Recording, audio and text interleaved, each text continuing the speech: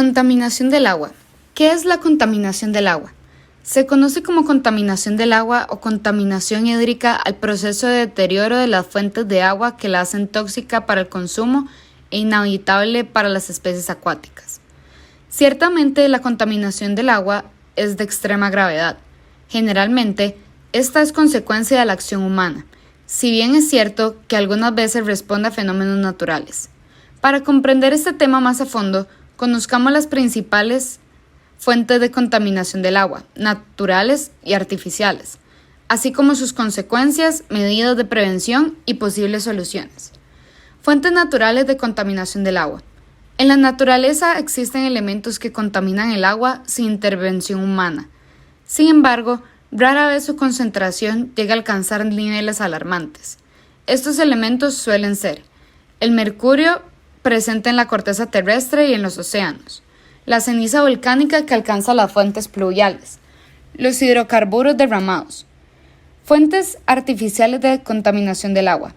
El proceso de contaminación del agua más grave es el producido por el ser humano, debido a que su contaminación e intensidad es mayor. A continuación, exponemos las fuentes de contaminación del agua más importantes. Origen industrial. Se refiere especialmente al agua residual de la industria, la cual suele contener plomo, asbesto o aceites que alteran la composición del agua. A esto se suman los desechos sólidos de la industria. Desperdicios sólidos.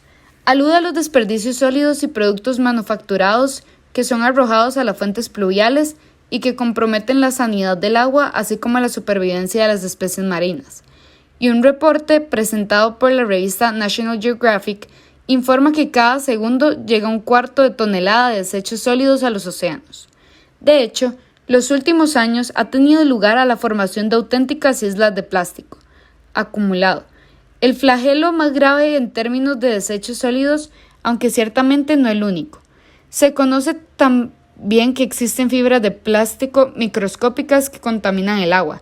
La situación es, pues, de emergencia. Origen doméstico. El agua residual de origen doméstico es toda aquella que ha sido alterada por detergentes, grasas, químicos, heces u orina, cuya concentración causa estragos ambientales. Estas aguas son recogidas por la red de tuberías de aguas servidas y muchas veces son desechadas en ríos o mares, propagando la contaminación. Origen naval o de navegación. Abarca todos los desechos provenientes de la quema y derrame de combustible para el funcionamiento de barcos, así como los barcos fuera de servicio, puertos y marinas que son abandonados, cuyos procesos de oxidación y deterioro afectan las aguas. Origen pluvial. Incluye, por un lado, la lluvia ácida, producida por el contacto del agua evaporada con los gases contaminantes de la atmósfera. Por el otro lado, el arrastre de sustancias contaminantes que se encuentran en la superficie terrestre. Origen agrícola ganadero. Este tipo de contaminación es el resultado de las labores de riego que arrastran los pesticidas y fertilizantes usados en las plantaciones, y de la limpieza del ganado, que arrastra grandes cantidades de heces y orina.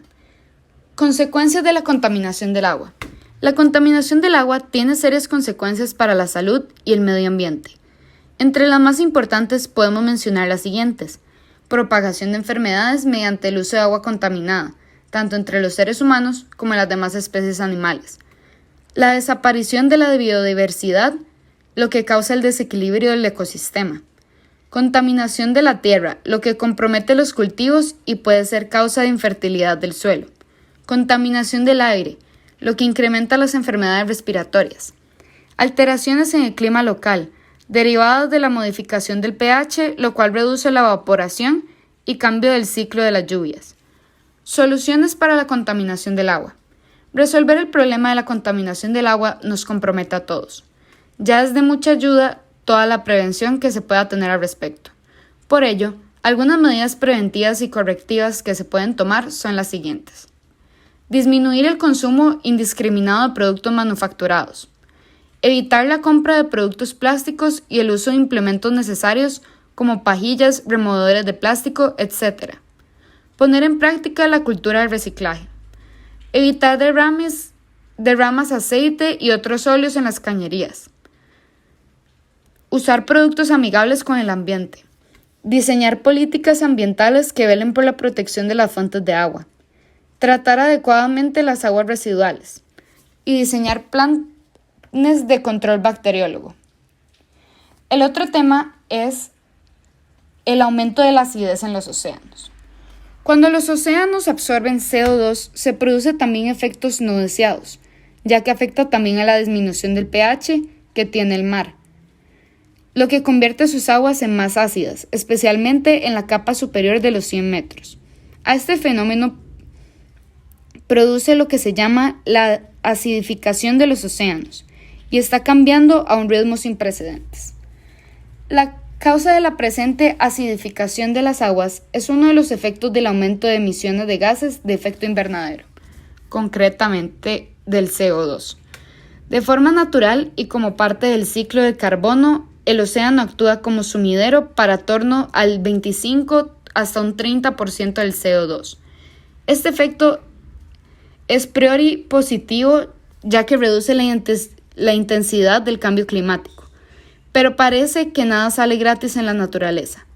El dióxido de carbono se disuelve en el océano y provoca un aumento de la acidez del mismo al combinarse con agua para formar un ácido carbónico que se ioniza parcialmente en protones e iones bicarbonato.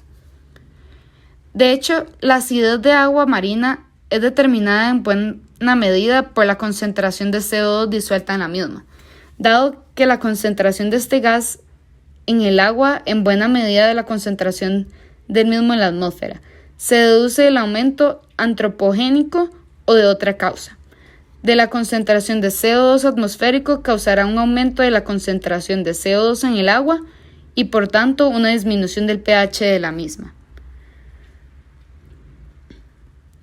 Algunas consecuencias de la acidificación de los mares son, según el informe del Panel Intergubernamental de Cambio Climático, conocido por sus siglas IPCC, el cambio climático y la acidificación de los océanos están alterando profundamente los ecosistemas marinos, con los consecuentes impactos en la pesca y acuicultura a nivel mundial.